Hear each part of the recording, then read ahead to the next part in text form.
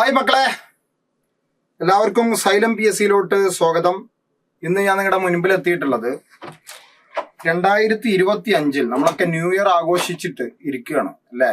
നമ്മള് 2026 കടന്നു. അപ്പൊ 2025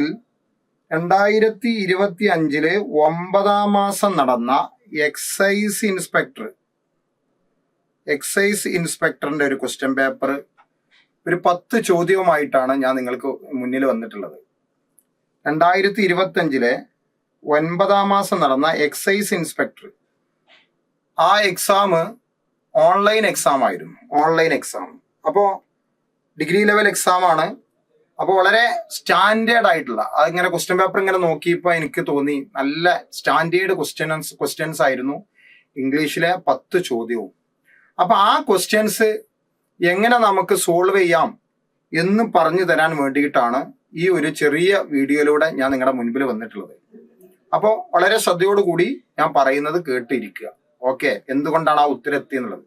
തികച്ചും സാധാരണഗതിയിൽ ഇംഗ്ലീഷ് ഭയങ്കര ഒരു സ്റ്റാൻഡേർഡ് ആയിട്ട് പെട്ടെന്ന് കാണുമ്പോൾ ഭയങ്കര ടഫാണ്, ഇത് എന്നെ കൊണ്ട് ചെയ്യാൻ പറ്റൂല, ഇതിലൊരു 3 മാർക്ക് തികച്ചു കിട്ടൂല എന്നുള്ളൊരു ഒരു ഫസ്റ്റ് കാണുമ്പോൾ തന്നെ ഒരു പ്രതീതി ഉണ്ടാവും. പക്ഷേ അതിലേക്കൊന്ന് ആഴത്തിൽ ചിന്തിക്കുമ്പോൾ ഈസി ആയിട്ട് നമുക്ക് ആൻസറിലേക്ക് എത്താം, പ്രത്യേകിച്ച് ഗ്രാമറും വൊക്കാബുലറിയൊക്കെ. അപ്പൊ നമുക്ക് അതിലോട്ടൊന്ന് പോകാം. ഒരു 10 ക്വസ്റ്റ്യന്റെ എക്സ്പ്ലനേഷൻ ഉള്ളൂ, കൂടുതൽ എക്സ്പ്ലെയിൻ ചെയ്ത് പോകുന്നില്ല. കൂടുതൽ കാര്യങ്ങളൊക്കെ ക്ലാസ്സിലൂടെ ഓരോ ടോപ്പിക്കും വിശദമായി നമ്മൾ എക്സ്പ്ലെയിൻ ചെയ്യാറുണ്ട്. അപ്പോൾ സൈലത്തിന്റെ ക്ലാസ്സുകളൊക്കെ നിങ്ങൾ കാണുന്നുണ്ടാവും.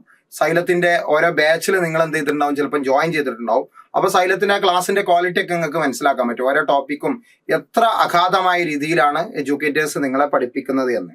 അപ്പൊ നമുക്ക് നോക്കാം. എക്സൈസ് ഇൻസ്പെക്ടർ 2025 9-ാം മാസത്തെ ഒരു ഓൺലൈൻ എക്സാം ആയിരുന്നു എക്സൈസ് ഇൻസ്പെക്ടർ.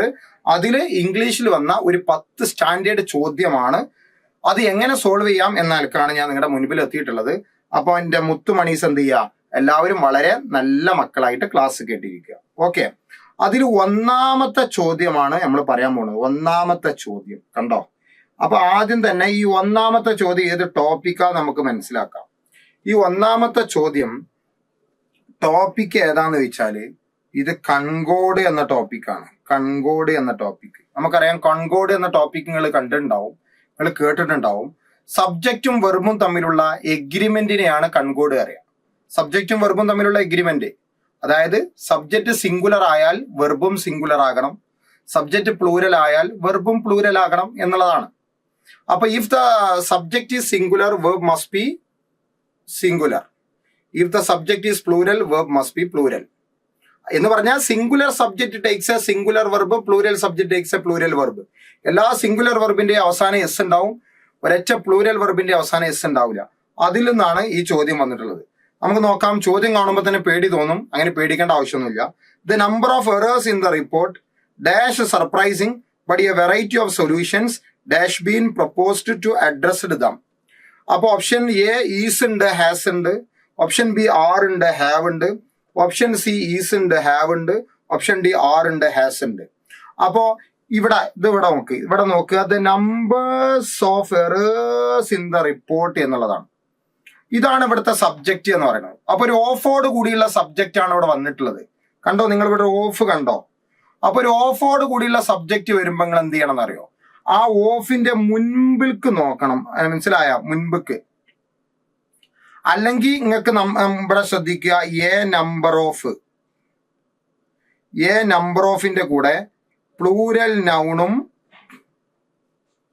പ്ലൂരൽ വെർബുമാണ് വരിക. പ്ലൂരൽ നൗണും പ്ലൂരൽ വെർബും. അല്ലെങ്കിൽ നമുക്ക് എന്ത് നോക്കാം, ദ നമ്പർ ഓഫ്. കണ്ടോ, ദ നമ്പർ ഓഫിന്റെ കൂടെ പ്ലൂരൽ നൗണും സിംഗുലർ വെർബുമാണ് വരിക. മനസ്സിലായോ? പ്ലൂരൽ നൗണും സിംഗുലർ വെർബുമാണ് ദ നമ്പർ ഓഫിന്റെ കൂടെ വരിക. അപ്പൊ ഒന്നുകൂടി പറയാം, ദ നമ്പർ ഓഫിന്റെ കൂടെ ആരാണ് വരിക? ദ നമ്പർ ഓഫിന്റെ കൂടെ ആരാണ് വരിക? പ്ലൂരൽ നൗണും സിംഗുലർ വെർബുമാണ് വരിക. അപ്പൊ ഇവിടെ നോക്കി, ദ നമ്പർ ഓഫ് ആണ് ഇവിടെ വന്നിട്ടുള്ളത്. ഇവിടെ ദ നമ്പർ ഓഫ്. ഈ എറേഴ്സ് എന്നുള്ളത് എന്താണ്? പ്ലൂരൽ നൗണാണ്. Plural noun. അപ്പൊ നമ്മളിവിടെ സിംഗുലർ വെർബ് വെക്കണം. എന്ന് മനസ്സിലായി. അപ്പൊ നമുക്ക് ഓപ്ഷൻ ബി വെട്ടിക്കളയാം, ഓപ്ഷൻ ഡിയും വെട്ടിക്കളയാം. അപ്പൊ 2 ഓപ്ഷൻ തീരുമാനമായി. എലിമിനേറ്റ് ചെയ്ത് നമ്മൾ പോവാ. കണ്ടോ, ദ നമ്പർ ഓഫിന്റെ കൂടെ പ്ലൂരൽ നൗണും സിംഗുലർ വെർബും ആണ്. ഇവിടെ പ്ലൂരൽ നൗൺ വന്നിട്ടുണ്ട്, അപ്പൊ വെർബ് സിംഗുലർ വെർബ് വരണം. അപ്പൊ പ്ലൂരൽ വെർബ് ആദ്യമുള്ളതൊക്കെ വെട്ടി. അപ്പൊ ഓപ്ഷൻ ബി വെട്ടി, ഓപ്ഷൻ ഡി വെട്ടി. 6 പ്ലൂരൽ വെർബാണ്. ഇനി നമുക്ക് നോക്കാം അടുത്ത പടിയെ വെറൈറ്റി ഓഫ് സൊല്യൂഷൻസ്. കണ്ടോ, വെറൈറ്റി ഓഫ് സൊല്യൂഷൻസ്. ഇവിടെ സബ്ജക്റ്റ് എന്ന് പറയുന്നത് സൊല്യൂഷൻസ് ആണ്. വെറൈറ്റി ഓഫ് സൊല്യൂഷൻസ് ആണ് ഇവിടെ സബ്ജക്റ്റ് എന്ന് പറയുന്നത്. വെറൈറ്റി ഓഫ് സൊല്യൂഷൻസ് ആണ് ഇവിടുത്തെ സബ്ജക്റ്റ് അല്ലേ. അപ്പൊ ഈ സൊല്യൂഷൻസ് എന്ന് പറഞ്ഞാൽ പ്ലൂരൽ നൗൺ ആണ്, പ്ലൂരൽ ആണ്. പ്ലൂരൽ ആയാൽ ഇവിടെ പ്ലൂരൽ വെർബ് വരണം, പ്ലൂരൽ വെർബ്. അപ്പൊ നമുക്ക് വീണ്ടും എ വെട്ടാം. അപ്പൊ നമ്മുടെ തീരുമാനമായി ഈസ്, ഓപ്ഷൻ സി ഈസും ഹാവുമാണ് നമ്മുടെ ആൻസർ. ഈ ഹാസ് ഇവിടെ വെട്ടി. സൊല്യൂഷൻസ് പ്ലൂരൽ ആയതുകൊണ്ട് നമ്മൾ പ്ലൂരൽ വെർബ് ആണ് കൊടുക്കേണ്ടത് എന്ന് മനസ്സിലായോ? ഇത്രയേ ഉള്ളൂ. ഒന്നാമത്തെ ചോദ്യം. കൺകോഡ് എന്നാണ് ടോപ്പിക്കിന്റെ പേര്. അപ്പൊ ഒന്നാമത്തെ ചോദ്യം എങ്ങനെ ഉത്തരത്തിലേക്ക് എത്തി എന്ന് നിങ്ങൾക്കൊക്കെ മനസ്സിലായിട്ടുണ്ടാവും. അപ്പൊ ദ നമ്പർ ഓഫിന്റെ കൂടെ പ്ലൂരൽ നൗണും സിംഗുലർ വെർബും, അതേപോലെ എ നമ്പർ ഓഫിന്റെ കൂടെ പ്ലൂരൽ നൗണും പ്ലൂരൽ വെർബും. ഇവിടെ ചോദിച്ചത് ദ നമ്പർ ഓഫ് ആണ്. അതുകൊണ്ട് ഇനി മുത്തുമണീസ് എന്ത് ചെയ്യണം? ഓപ്ഷൻ എലിമിനേറ്റ് ചെയ്ത് നിങ്ങൾ ഉത്തരത്തിലേക്ക് എത്തിക്കഴിഞ്ഞാൽ ഒരുപാട് കാര്യങ്ങളിൽ നിങ്ങൾക്ക് ഗുണം ഉണ്ടാവും. അപ്പൊ സിംഗുലർ വെർബാണ് ആദ്യത്തെ ബ്ലാങ്കിൽ ഫില്ല് ചെയ്യേണ്ടത്. അപ്പൊ സിംഗുലർ വെർബ് ഉള്ളതിനെ അവിടെ നിർത്തിയിട്ട് പ്ലൂരൽ വെർബ് ഉള്ളതിനെ വെട്ടിക്കളഞ്ഞു. അങ്ങനെ ആവുമ്പോൾ ബിയും ഡിയും വെട്ടിക്കളഞ്ഞു. പിന്നെ 2 ബാക്കിയായി. ഇനി അടുത്തത് സൊല്യൂഷൻസ് ആണ് സബ്ജക്റ്റ്. സൊല്യൂഷൻസിന്റെ കൂടെ പ്ലൂരൽ വെർബ് വരണം. പ്ലൂരൽ വെർബ് വരണമെങ്കിൽ നമ്മൾ എന്ത് ചെയ്യണം? ഓപ്ഷൻ എ ആയ ഹാസ് സിംഗുലർ ആണ്. അപ്പൊ എനെ വെട്ടി സി ഓപ്ഷൻ ആയിട്ട് എടുത്തു, ഉത്തരമായിട്ട് എടുത്തു. ഇത്രയേ ഉള്ളൂ. ഇനി നമുക്ക് രണ്ടാമത്തെ ചോദ്യത്തിലേക്ക് നോക്കാം. രണ്ടാമത്തെ ചോദ്യം ആർട്ടിക്കിൾ എന്ന ടോപ്പിക്കാണ്. നമുക്കറിയാം ആർട്ടിക്കിൾ എ ആൻഡ് ദ, ഇതൊക്കെ ക്ലാസ്സിൽ നിങ്ങൾ വിശദമായി പഠിച്ചിട്ടുണ്ടാവും. നമുക്കറിയാം മൗണ്ട് എവറസ്റ്റ് എന്നാണ് പറഞ്ഞത്. മൗണ്ട് എവറസ്റ്റ് നമുക്കറിയാം, നമ്മളെ പറഞ്ഞിട്ടുണ്ട്. എന്ത് ക്ലാസ്സിലൊക്കെ പറഞ്ഞിട്ടുണ്ടാവും. ഈ എവറസ്റ്റ് എന്ന് പറഞ്ഞത് ഒരു മൗണ്ടെയിൻ ആണ്. ഒരു മൗണ്ടെയിൻ അല്ലേ, ഒരു പർവ്വതമാണ് എവറസ്റ്റ്. എവറസ്റ്റും ആനമുടിയൊക്കെ ഒരു സിംഗിൾ മൗണ്ടെയിൻ ആണ്. പർവ്വത നിരകളാണെങ്കിൽ ഹിമാലയാസ്, ആൽപ്സ് ഇതൊക്കെ പർവ്വത നിരകളാണ്. പർവ്വത നിരകളാണെങ്കിൽ നമ്മൾ ദാ കൊടുക്കണം. പർവ്വത നിരകളാണെങ്കിൽ നമ്മൾ ദാ കൊടുക്കണം. പർവ്വത നിരകളാണെങ്കിൽ നമ്മൾ ദാ കൊടുക്കണം. ഇവിടെ മൗണ്ട് എവറസ്റ്റ് എന്നുള്ളതാണ്. മൗണ്ട് എവറസ്റ്റ് പറഞ്ഞാൽ ഒരു സിംഗിൾ ആണ്. ആനമുടിയും എവറസ്റ്റ് ഒക്കെ ഒരു സിംഗിൾ മൗണ്ടെയിൻ ആണ്. അപ്പൊ ഒരു സിംഗിൾ മൗണ്ടെയിൻ ആണെങ്കിൽ നമ്മൾ ആർട്ടിക്കിൾ ഉപയോഗിക്കാൻ പാടില്ല. അപ്പൊ ഇവിടെ നമ്മൾ നോ ആർട്ടിക്കിൾ ആണ് വെക്കേണ്ടത്. അപ്പൊ ആദ്യത്തെ ബ്ലാങ്കിൽ നോ ആർട്ടിക്കിൾ. അപ്പൊ നമുക്ക് എന്ത് ചെയ്യാം? നോ ആർട്ടിക്കിൾ ആദ്യം അല്ലാത്തതൊക്കെ വെട്ടിക്കളയാം. അപ്പൊ ഓപ്ഷൻ ബി വെട്ടിക്കളഞ്ഞു, ഓപ്ഷൻ ഡി വെട്ടിക്കളഞ്ഞു. കണ്ടോ, 2 എലിമിനേറ്റ് ചെയ്ത് കളഞ്ഞു. 50-50 അടിച്ചു, 2 പോയി. ഒന്നുകൂടെ പറഞ്ഞുതരാം. പർവ്വത നിരകളാണ്. പർവ്വത നിരകൾ വരുമ്പോഴാണ് ദ എന്ന ആർട്ടിക്കിൾ കൊടുക്കുക. ഒരു സിംഗിൾ പർവ്വതം വന്നാൽ, ഒരു സിംഗിൾ മൗണ്ടെയിൻ വന്നാൽ നിങ്ങൾ ആർട്ടിക്കിൾ കൊടുക്കാൻ പാടില്ല. അപ്പൊ നോ ആർട്ടിക്കിൾ ആണ് ആദ്യത്തെ ബ്ലാങ്കിൽ വെക്കേണ്ടത്. നോ, NA എന്ന് പറഞ്ഞാൽ നോ ആർട്ടിക്കിൾ. അങ്ങനെ ആവുമ്പോ നോ ആർട്ടിക്കിൾ ആദ്യം വരാത്തതിനെ നമ്മൾ വെട്ടിക്കളഞ്ഞു. അപ്പൊ ബി വെട്ടിക്കളഞ്ഞു, ഡി വെട്ടിക്കളഞ്ഞു. ഇനി അടുത്ത നോക്കുക, ഹയസ്റ്റ് എന്നാണ്. ഹയസ്റ്റ്, ഈ ഹയസ്റ്റ് എന്നുള്ളത് ഒരു സൂപ്പർലേറ്റീവ് ഡിഗ്രിയാണ്. സൂപ്പർലേറ്റീവ് ഡിഗ്രിന്റെ മുമ്പിൽ നമ്മൾ ദാ കൊടുക്കണം. സൂപ്പർലേറ്റീവ് ഡിഗ്രിന്റെ മുൻപിൽ നമ്മൾ ദാ കൊടുക്കണം. സൂപ്പർലേറ്റീവ് ഡിഗ്രിന്റെ മുൻപിൽ നമ്മൾ ദാ കൊടുക്കണം. സൂപ്പർലേറ്റീവ് ഡിഗ്രിന്റെ മുമ്പിൽ നമ്മൾ ദാ കൊടുക്കണം. അപ്പൊ ഇവിടെ നോക്ക്, സി അവിടെ നിർത്തി. ഇത് ശരിയാണ്, നോ ആർട്ടിക്കിൾ. അപ്പൊ ഇത് തെറ്റി, അപ്പൊ സി തെറ്റി. അപ്പൊ ഓപ്ഷൻ എ ആണ് തീരുമാനമായി. ബാക്കിയുള്ളതീക്ക് നോക്കാതെ തന്നെ ഉത്തരം റെഡിയായി. ബാക്കിയുള്ളതീക്ക് നോക്കാതെ തന്നെ ഉത്തരം കിട്ടി. ഓപ്ഷൻ എ ആണെന്ന് ഞാൻ പറഞ്ഞത് നിങ്ങൾക്ക് മനസ്സിലായ? ഓപ്ഷൻ എ ആണെന്ന്. നമുക്ക് ബാക്കിയുള്ളത് നോക്കാതെ തന്നെ നമുക്ക് ഉത്തരം കിട്ടിയെന്ന് കണ്ടോ? അപ്പൊ ഇവിടെ ദാ കണ്ടോ. പിന്നെ ഡാഷ് വേൾഡ് ആണ് നമുക്കറിയാം യുണീക്ക് ആയത്. അതായത് ഒന്നിനെ ഒരിക്കലും എന്താ അതിന് സമമല്ലാത്ത എന്തൊക്കെ ഉണ്ടോ. ഇപ്പൊ ലോകത്തിന് തുല്യം ലോകമാണ്, ആകാശത്തിന് തുല്യം ആകാശമാണ്. മനസ്സിലായ? അപ്പോ തുല്യമല്ലാത്ത എന്തൊക്കെയുണ്ടോ അതിന് മുമ്പിലും ദാ കൊടുക്കണം. അപ്പൊ ഈ വേൾഡിന് മുമ്പിലും ദാ കൊടുക്കണം. പിന്നെ എക്സ്ട്രാ ഓർഡിനറി എഫേർട്ട് എന്നുള്ളതാണ്, അതിന് മുമ്പിൽ ആനും കൊടുക്കണം. അപ്പൊ ഓപ്ഷൻ എ ആണ് നമ്മുടെ ആൻസർ. Option A. അതിലേക്കൊന്നും പോകാതെ പെട്ടെന്ന് സമയം ലാഭിച്ചെടുക്കാൻ എന്താ ചെയ്യേണ്ടത്? നമുക്ക് ഓപ്ഷൻ എലിമിനേറ്റ് ചെയ്ത് പഠിച്ചാൽ മതി. നേർക്ക് ഒന്നുകൂടി നോക്കാം. മൗണ്ട് എവറസ്റ്റ് ഒരു സിംഗിൾ മൗണ്ടെയിൻ ആണ്. അപ്പൊ നോ ആർട്ടിക്കിൾ ആണ് ആദ്യം വെക്കേണ്ടത്. അപ്പൊ നോ ആർട്ടിക്കിൾ ഉള്ളത് ഓപ്ഷൻ എയും ഓപ്ഷൻ സിയുമാണ് ആദ്യം വന്നത്. അപ്പൊ നമുക്ക് എന്ത് ചെയ്യാൻ പറ്റി? ബിയും ഡിയും വെട്ടിക്കളഞ്ഞു. പിന്നെ ഹയസ്റ്റ് എന്നുള്ളത് ഒരു സൂപ്പർലേറ്റീവ് ഡിഗ്രിയാണ്. സൂപ്പർലേറ്റീവ് ഡിഗ്രി നിങ്ങൾക്ക് അറിയാം, അവസാനം EST വരുന്നതും തുടക്കം മോസ്റ്റ് വരുന്നതും സൂപ്പർലേറ്റീവ് ഡിഗ്രിയാണ്. അപ്പൊ സൂപ്പർലേറ്റീവ് ഡിഗ്രി മുമ്പിൽ ദാ കൊടുക്കണം. അപ്പൊ നിർത്തിയ സിയിൽ പിന്നെ നോ ആർട്ടിക്കിൾ ആണ്. അപ്പൊ സി അല്ലാന്ന് ഉറപ്പായി ഓപ്ഷൻ എ ആണെന്ന് തീരുമാനമായി. ഇത്രേ ഉള്ളൂ. ഇനി നമുക്ക് മൂന്നാമത്തെ ചോദ്യത്തിലേക്ക് നോക്കാം. മൂന്നാമത്തെ ചോദ്യം എന്താണ്? മൂന്നാമത്തെ ചോദ്യം ഇൻഫിനിറ്റീവ് ആൻഡ് ജെറണ്ട് എന്ന ടോപ്പിക്കാണ്. ഇൻഫിനിറ്റീവ് ആൻഡ് ജെറണ്ട് എന്ന ടോപ്പിക്കാണ് മൂന്നാമത്തെ ചോദ്യം എന്ന് പറയുന്നത്. ഇൻഫിനിറ്റീവ് ആൻഡ് ജെറണ്ട് എന്താണ്? ഇവിടെ കണ്ടോ, അഡ്വൈസ്ഡ് ഉണ്ട്, അറ്റംപ്റ്റും ഉണ്ട്. അതിനോട് ചേർന്നിട്ടാണ് ബ്ലാങ്ക് വന്നത്. ആ ബ്ലാങ്ക് ഏതിനോട് ചേർന്നിട്ടാ നോക്കുക. അപ്പൊ എന്റെ മക്കളോട് എനിക്ക് പറയാനുള്ളത്, അഡ്വൈസിനോട്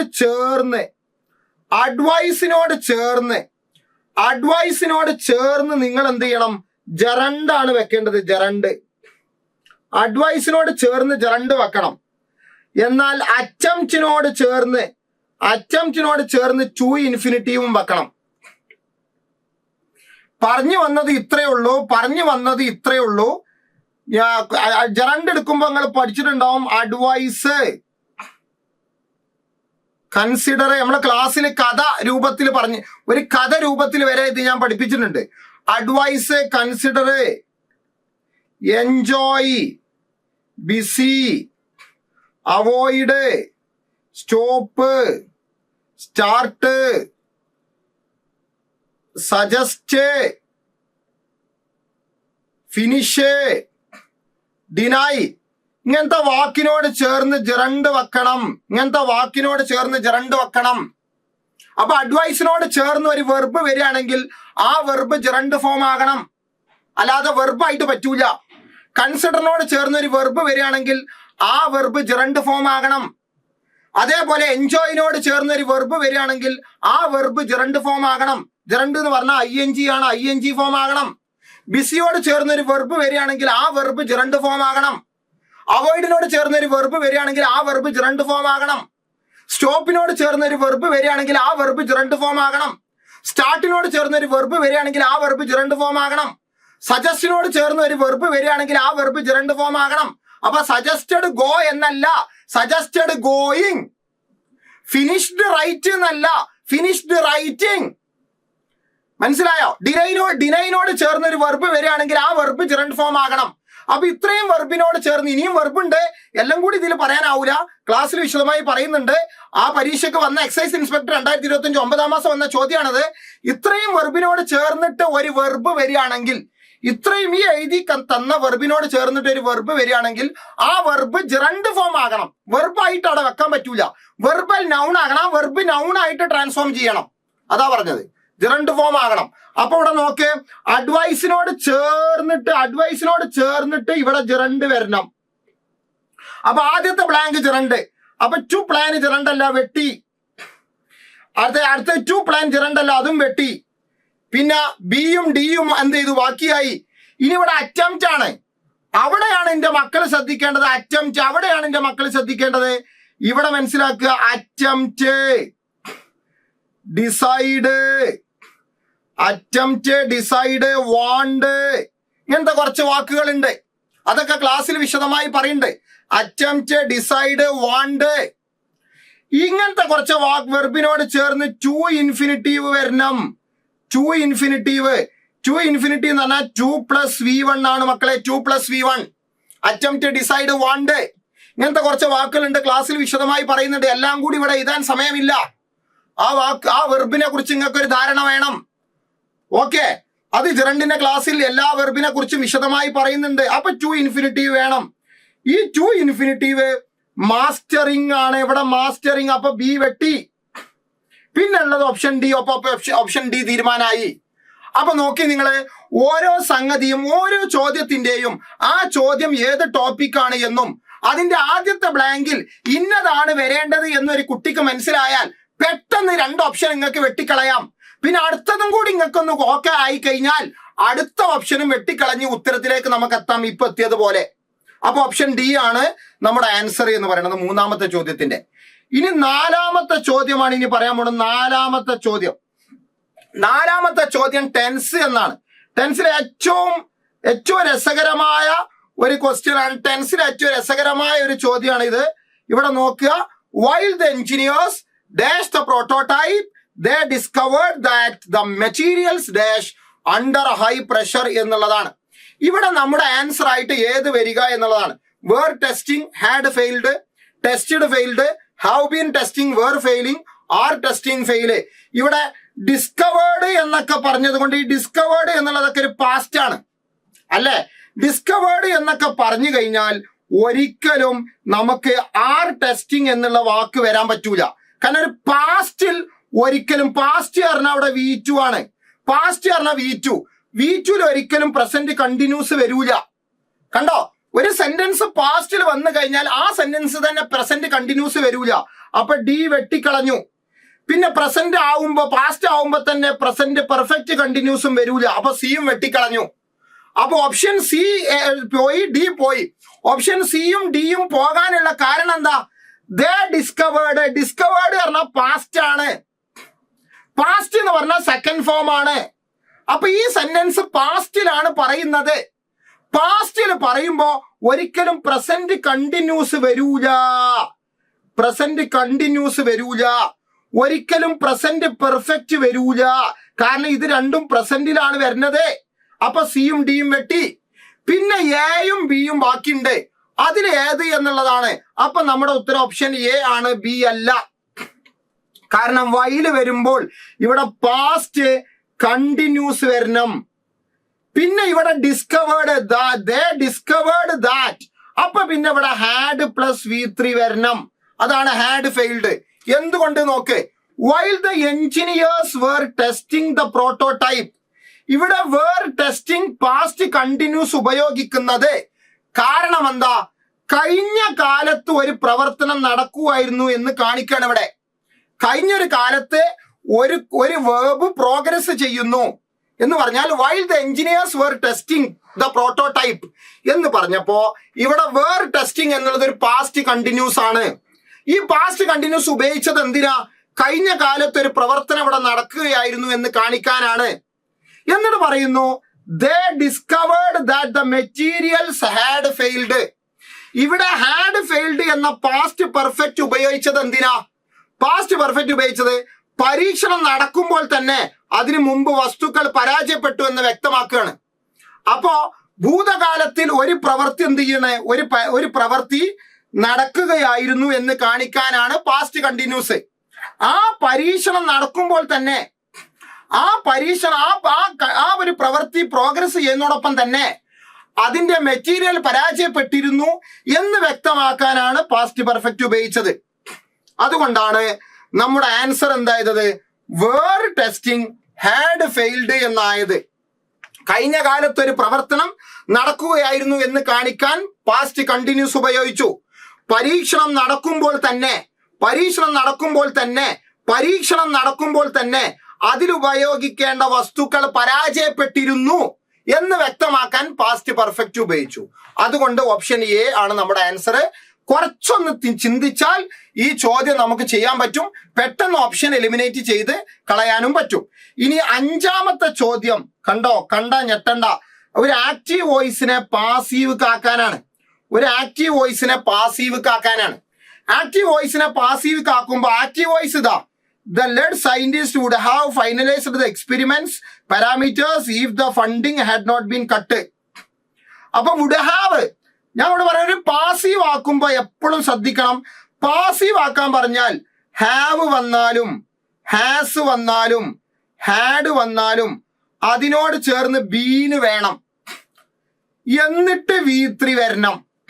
എന്ന് പറഞ്ഞാൽ have been V3, has been V3, had been V3 അങ്ങനെ വരണം. അപ്പൊ ഇവിടെ വുഡ് ഹാവ് എന്നുള്ളതാണ്. അപ്പൊ വുഡ് ഹാവിന്റെ ഇടയിൽ ഒരു ബീന് വരണം. അപ്പൊ ഇവിടെ നോക്ക്, വുഡ് ബി എന്നാ പറഞ്ഞത്. അപ്പൊ എ തെറ്റ്. അടുത്ത നോക്ക്, ഇവിടെ വുഡ് ഹാവ് ആണ്. അപ്പൊ ഇവിടെ ഹാഡ് ബീൻ എന്നാ പറഞ്ഞത്. അപ്പൊ സിയും തെറ്റ്. ഇവിടെ വുഡ് ഹാവ് ബീൻ ഒക്കെ ഉണ്ട്, പക്ഷെ ഫൈനലൈസിങ് എന്ന് പറഞ്ഞ ING ആണ് വന്നത്. ING വരാൻ പറ്റൂല, V3ക്ക് പോണം പാസീവ്ക്ക്. അപ്പൊ ഡി തെറ്റ്. പിന്നെ ആകെ ഉള്ളത് ഓപ്ഷൻ ബി. അപ്പൊ ബി ആണ് നമ്മുടെ ആൻസർ. ഇത്രേ ഉള്ളൂ. Would have been finalised. കണ്ടോ? അപ്പൊ പറഞ്ഞു വന്നത് ഇത്രേ ഉള്ളൂ. ഹാവോ, ഹാസോ, ഹാഡോ വന്നാൽ അതിനെ അങ്ങനത്തെ ഒരു സെന്റൻസ് പാസീവ് ആക്കാൻ പറഞ്ഞാൽ ഹാവിനോട് ചേർന്ന് ബീന് വരണം, ഹാസിനോട് ചേർന്ന് ബീന് വരണം, ഹാഡിനോട് ചേർന്ന് ബീന് വരണം, എന്നിട്ട് വെർബിന്റെ തേർഡ് ഫോമുക്ക് മാറണം. അങ്ങനെ നോക്കുമ്പോ വുഡ് ഹാവ് ഫൈനലൈസ്ഡിനെ വുഡ് ബി ഫൈനലൈസ്ഡ്, അപ്പൊ എ വെട്ടി. അങ്ങനെ നോക്കുമ്പോ ഹാഡ് ബീൻ ഫൈനലൈസ് എങ്ങനെ വരാൻ പാടില്ല. അങ്ങനെ നോക്കും വുഡ് ഹാവ് ബീൻ വരെ ശരി, പക്ഷെ ഫൈനലൈസിങ് ആണ്. ഫൈനലൈസിങ് എന്നുള്ള ING V3 ആയിട്ട് മാറണം. അപ്പൊ നമ്മുടെ ആൻസർ ഡിയും തെറ്റ്. അപ്പൊ നമ്മുടെ ഉത്തരം ഓപ്ഷൻ ബി. കണ്ടാൽ വലിയ പേടി തോന്നും, പക്ഷെ പേടിക്കേണ്ട ഒരു വിഷയമല്ല അത്. പേടിക്കേണ്ട ഒരു ഗൗരവമുള്ള ഒരു ചോദ്യമല്ല. പക്ഷെ വലിയ ക്വസ്റ്റ്യൻ ആണ്, അത്യാവശ്യം സ്റ്റാൻഡേർഡ് ക്വസ്റ്റ്യൻ ആണ്. പെട്ടെന്ന് എലിമിനേറ്റ് ചെയ്ത് ഉത്തരത്തിലേക്ക് എത്താൻ പറ്റും എന്നാ പറഞ്ഞത്. ഇനി ഇപ്പൊ എത്ര ക്വസ്റ്റ്യനായി? 5 ക്വസ്റ്റ്യനായി. ഇനി ആറാമത്തെ ക്വസ്റ്റ്യൻ റീകണ്ടൈറ്റ് എന്നാണ്. റീകണ്ടൈറ്റ് എന്നതിന്റെ സിനോണിം കണ്ടുപിടിക്കാനാ പറഞ്ഞ്. The scholars dash lecture on quantum mechanics left even the advanced students struggling to grasp the concept. അതിൽ recondite എന്നതിന്റെ സിനോണിം, അതിന്റെ അതേ അർത്ഥം വരുന്നത് ഏതാണ് എന്നാണ് ചോദ്യം. അതിന്റെ അതേ അർത്ഥം വരുന്നത് ഏതാണ്? അത്യാവശ്യം ടഫസ്റ്റ് ക്വസ്റ്റ്യൻ ആണ്. റീകണ്ടൈറ്റ് എന്നതിന്റെ മീനിങ് അറിയാഞ്ഞാൽ അതിന് സമാനമായ അർത്ഥം വരുന്ന വാക്ക് ഏതാന്ന് ചോദിച്ചാൽ ആകെ ബുദ്ധിമുട്ടും. അപ്പൊ ഒന്ന് നോട്ട് ചെയ്ത് വെച്ചോളൂ. എന്താണ്? ആബ്സ്ട്രൂസ് ആണ്. ഓപ്ഷൻ എ ആബ്സ്ട്രൂസ് ആണ്. ഇതിലിപ്പോ നമുക്ക് എലിമിനേറ്റ് ചെയ്യാനും പറ്റൂല.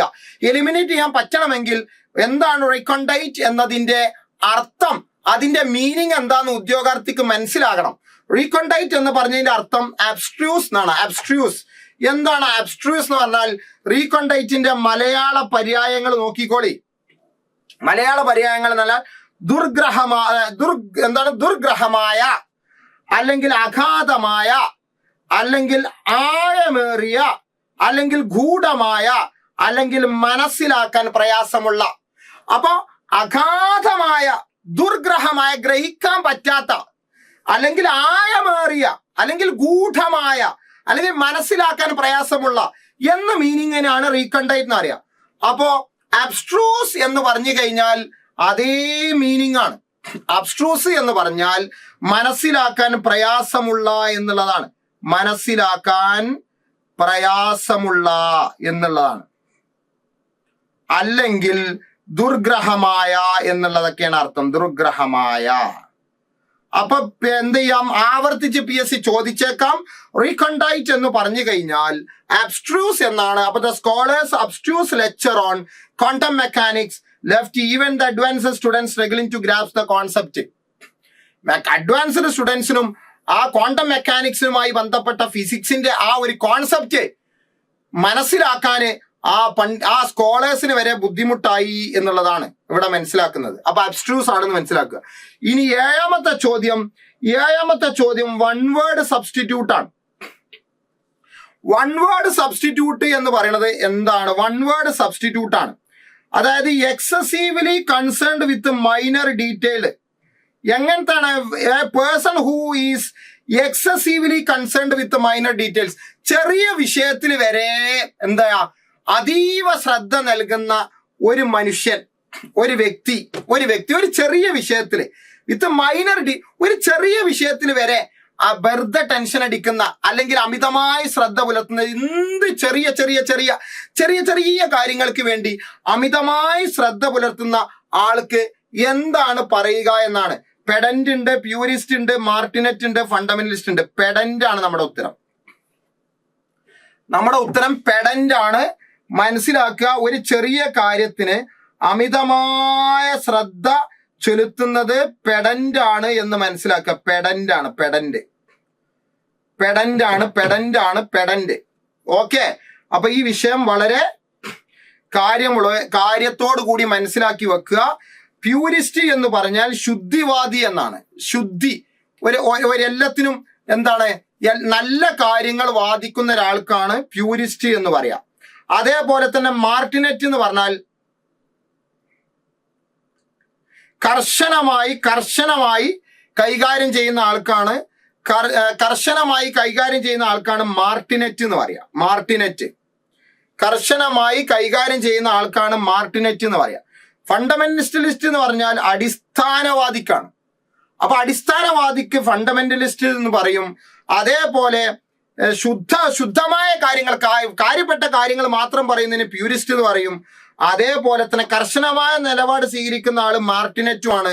അപ്പൊ ഇവിടെ ചെറിയ വിഷയങ്ങൾക്ക് വേണ്ടി അമിതമായ ശ്രദ്ധ പുലർത്തുന്നവൻ പെഡന്റ് ആണെന്ന് മനസ്സിലാക്കുക. ഇനി എട്ടാമത്തെ ചോദ്യം എന്താണ്? എട്ടാമത്തെ ചോദ്യം സ്പെല്ലിംഗ് ആണ്. സ്പെല്ലിംഗ് എക്സാർബേറ്റിന്റെ സ്പെല്ലിംഗ് ആണ് ഇവിടെ ചോദിച്ചിട്ടുള്ളത്. സ്പെല്ലിംഗ്, ഈ സ്പെല്ലിംഗ് ഏതാണ്? എന്താണ് എക്സാസർബേറ്റ്? അപ്പൊ നമ്മുടെ ഉത്തരം ഓപ്ഷൻ സി ആണ്. എക്സാസർബേറ്റ് എന്നുള്ളതാണ് നമ്മുടെ ഉത്തരം എന്ന് മനസ്സിലാക്കുക. അതിന്റെ സ്പെല്ലിംഗ് നിങ്ങൾ അങ്ങനെ തന്നെ പഠിച്ചു പോയിക്കോളൂ. ചിലപ്പോൾ അത് ചോദിക്കാൻ ചാൻസ് ഉണ്ട്. അപ്പൊ ആ സ്പെല്ലിംഗ് ആ രീതിയിൽ തന്നെ മനസ്സിലാക്കുക. EXACERBATE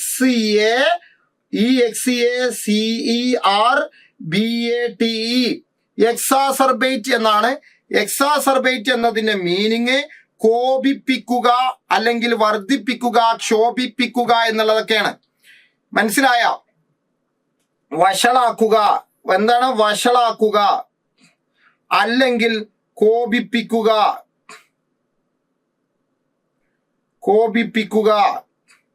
വഷളാക്കുക അല്ലെങ്കിൽ കോപിപ്പിക്കുക എന്നുള്ളതൊക്കെയാണ് എക്സാസർബേറ്റ് എന്ന് പറഞ്ഞാൽ. എക്സാസർബേറ്റ് ഓപ്ഷൻ സി ആണ്.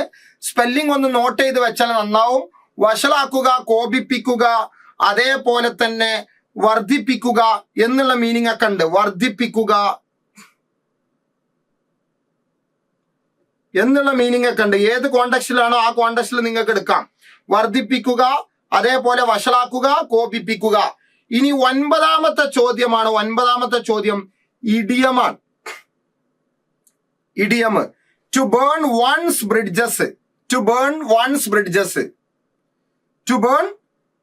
ബ്രിഡ്ജസിന്റെ അർത്ഥം എന്താണ്?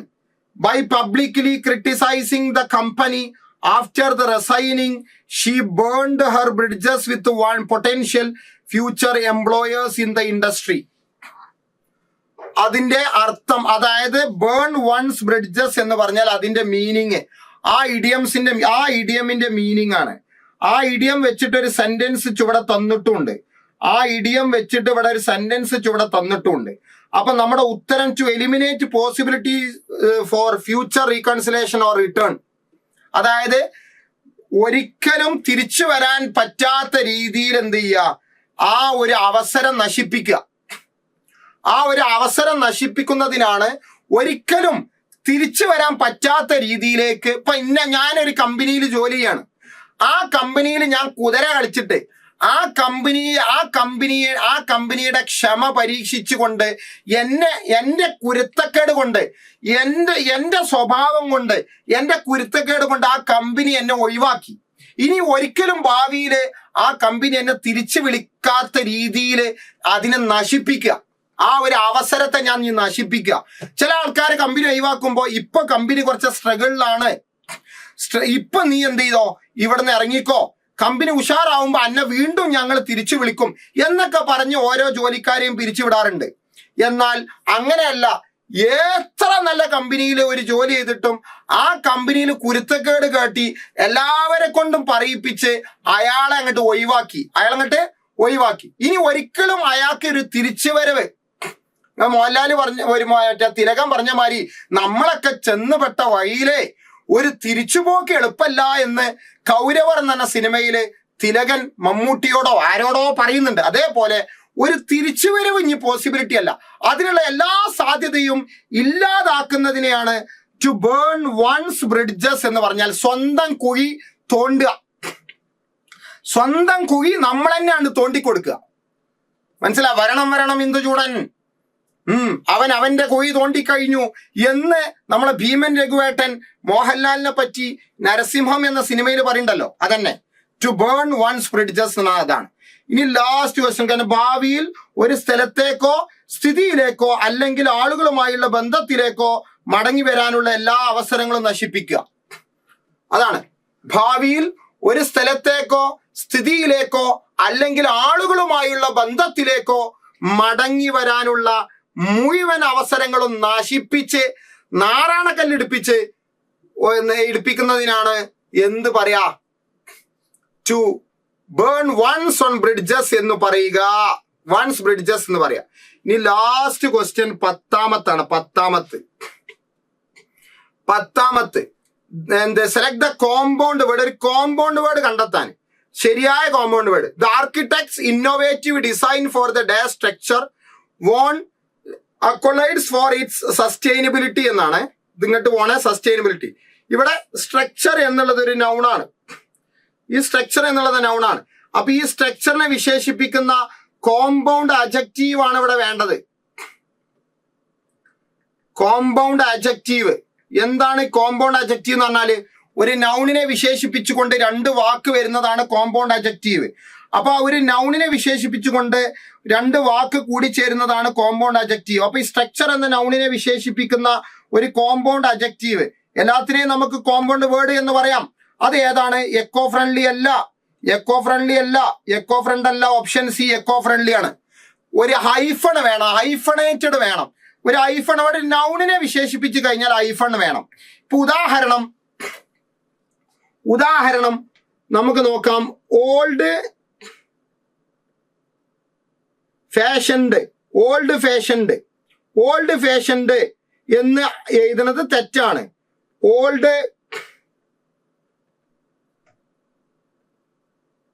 ഫാഷൻഡ് എന്നാണ് ശരി. എന്നാൽ ഓൾഡ് ഫാഷൻഡ് സാരി എന്ന് പറയുമ്പോൾ, ഓൾഡ് ഫാഷൻഡ് സാരി എന്ന് പറയുമ്പോൾ ഈ സാരി എന്താണ്? നൗണാണ്. അപ്പൊ ഇങ്ങനെ എഴുതുന്നത് തെറ്റാണ്. അപ്പൊ നമ്മൾ എന്ത് ചെയ്യണം? ഓൾഡ് ഫാഷൻഡ് സാരി എന്ന് ഒരു ഹൈഫൺ ഇടണം.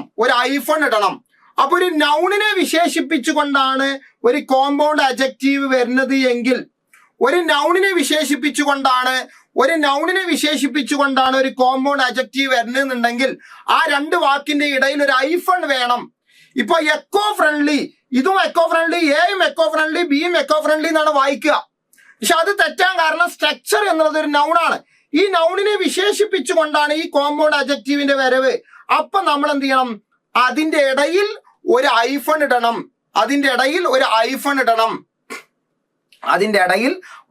ഇടണം. അല്ലാതെ നമുക്ക് തോന്നിയ പോലെ എഴുതാൻ പറ്റൂല. അപ്പൊ ഒരു നൗണിനെ വിശേഷിപ്പിച്ച് കഴിഞ്ഞാൽ ആ കോമ്പൗണ്ട് വേർഡിന്റെ ഇടയിൽ ഒരു ഹൈഫൺ ഇടണം. ആ കോമ്പൗണ്ട് വേർഡ് കോമ്പൗണ്ട് അഡ്ജക്റ്റീവ് ആയാലും എന്തായാലും ഒരു നൗണിനെ പറ്റിയാണ് പറയുന്നതെങ്കിൽ ഒരു ഹൈഫൺ ഇടണം. മനസ്സിലായ? ഒരു നൗണിനെ പറ്റി പറയുകയാണെങ്കിൽ ഒരു ഹൈഫൺ ഇടണം അതിന്റെ ഇടയിൽ. എന്നാൽ നൗണിനെ പറ്റി പറയുന്നില്ലെങ്കിൽ നിങ്ങൾ ഹൈഫൺ ഇടാൻ പാടില്ല. ഏതുപോലെ ഓൾഡ് ഫാഷൻഡ് എന്ന് ഇങ്ങനെ എഴുതിയാൽ അത് തെറ്റാണ്. ഓൾഡ് ഫാഷൻഡ് എന്നുള്ളത് ഇങ്ങനെ എഴുതുമ്പോഴാണ് ശരി. എന്നാൽ ഓൾഡ് ഫാഷൻഡ് സാരി എന്ന് എഴുതുമ്പോൾ സാരിയെ പറ്റിയാണ് പറഞ്ഞത്. അപ്പൊ ഇവിടെ ഹൈഫൺ ഇല്ലെങ്കിൽ തെറ്റാണ്. എന്നാൽ ഓൾഡ് ഫാഷൻഡ് സാരി എന്ന നൗണിനെ പറ്റി പറയുമ്പോൾ ഇവിടെ ഹൈഫൺ നിർബന്ധമാണ്. Yes or no? ഇതാണ് ആ ഓൾഡിന്റെയും ഫാഷന്റെയും ഇടയിൽ ഒരു ഹൈഫൺ നിർബന്ധമാണ്. അപ്പൊ നൗണിനെ പറ്റി പറയുമ്പോൾ ഈ കോമ്പൗണ്ട് വേർഡിന്റെ ഇടയിൽ ആ രണ്ട് വാക്കുകൾ ചേരുന്നതാണ് കോമ്പൗണ്ട് വേർഡ്. അതിന്റെ ഇടയിൽ ഹൈഫൺ വേണം. നൗണിനെ പറ്റി പറയുന്നില്ലെങ്കിൽ ഹൈഫൺ വെക്കാനും പാടില്ല എന്നുള്ളതാണ് അതിന്റെ നിയമം. അല്ലാതെ ചുമ്മാ ഒരു എക്കോ ഫ്രണ്ട്ലി ആയതുകൊണ്ട് കാര്യമില്ല. അപ്പൊ അതുകൊണ്ട് നമ്മുടെ ഉത്തരം ഓപ്ഷൻ സി ആണ്. ഇത്രയും വളരെ രസകരമായ, വളരെ സ്റ്റാൻഡേർഡ് എന്ന് തോന്നിപ്പിക്കുന്ന, എന്നാൽ ഒരു മിനിറ്റ് ഒന്ന് ചോദ്യത്തിലോട്ട് വളരെ ശ്രദ്ധയോടുകൂടി നമ്മളൊന്ന് കണ്ണു തുറന്ന് നോക്കിക്കഴിഞ്ഞാൽ ഓപ്ഷൻ എലിമിനേറ്റ് ചെയ്ത് ലോജിക്ക് അറിഞ്ഞു കഴിഞ്ഞാൽ ഓപ്ഷൻ എലിമിനേറ്റ് ചെയ്ത് ഉത്തരത്തേക്ക് എത്താൻ പറ്റിയ ഒരു അടിപൊളി ക്വസ്റ്റ്യൻ പേപ്പർ ആയിരുന്നു 2025 9ാം മാസം നടന്ന എക്സൈസ് ഇൻസ്പെക്ടർ എന്ന ഓൺലൈൻ എക്സാം. അത് എന്റെ ശ്രദ്ധയിൽപ്പെട്ടപ്പോ ഇതിന്റെ മക്കൾക്ക് പറഞ്ഞു കൊടുക്കണം എന്നുള്ളൊരു ബോധ്യത്തോടു കൂടി എന്നുള്ളൊരു ആഗ്രഹത്തോടു കൂടി ഞാനൊരു യൂട്യൂബ് വീഡിയോയുമായിട്ട് വന്നതാണ്. എൻ്റെ മക്കള് ഒരുപാട് എക്സ്പ്ലനേഷനും ഞാൻ ഇതിൽ തന്നിട്ടില്ല. പക്ഷെ ഇങ്ങനെയൊക്കെ കാര്യങ്ങളിലൂടെ നമുക്ക് ഉത്തരത്തിലെത്താം. അപ്പോ എല്ലാ ടോപ്പിക്കിനെയും അതിന്റെ അഗാധ ഗർത്തങ്ങളിലൂടെ കീറി മുറിച്ച് പഠിച്ചു കഴിഞ്ഞാൽ, എല്ലാ ടോപ്പിക്കും നമുക്ക് കീറി മുറിച്ച് നമ്മൾ പഠിച്ചു കഴിഞ്ഞാൽ നമുക്ക് പരീക്ഷാ ഹാളിൽ പുഞ്ചിരിയുടെ ഒരു ഹാളാക്കി മാറ്റാം. സന്തോഷത്തോടു കൂടി പേന ചലിപ്പിക്കുന്ന ഒരു ഹാളാക്കി മാറ്റാം. അങ്ങനെ നമ്മൾ സ്വപ്നം കണ്ട ആ തൊഴിലിലോട്ട്, ആ ഒരു സർക്കാർ സർവീസിലോട്ട് നമുക്ക് എത്താൻ പറ്റുമെന്ന് ഞാൻ നിങ്ങളോട് പറയാണ്. അത് നിങ്ങളെ കൊണ്ട് പറ്റും. അപ്പോൾ ഇത്രയും കാര്യങ്ങളാണ് ഈ വീഡിയോയിലൂടെ ഉള്ളത്. അപ്പൊ എല്ലാവരും നന്നായിട്ട് പഠിക്കുക. 2026 എന്ന വർഷം നിങ്ങൾക്ക് മറക്കാനാകാത്ത, സന്തോഷം നിലനിൽക്കുന്ന, ഏത് കാലത്തും 2026 അഡ്വൈസ് വന്നത്, 2026 അഡ്വൈസ് പ്രകാരം 2027 എനിക്ക് ജോലി കിട്ടിയത് എന്ന് ജീവിതത്തിൽ എന്നും പറയേണ്ട ഒരു വർഷമാക്കി മാറ്റാൻ നിങ്ങളെ കൊണ്ട് സാധിക്കട്ടെ. സർവേശ്വരൻ അതിന് സാധിപ്പിക്കട്ടെ. അങ്ങനെ സാധിപ്പിച്ചേ മതിയാകൂ എന്ന അടിസ്ഥാനത്തിൽ നിങ്ങൾ മുന്നോട്ട് പോവുക. അപ്പൊ എല്ലാവർക്കും താങ്ക് യു.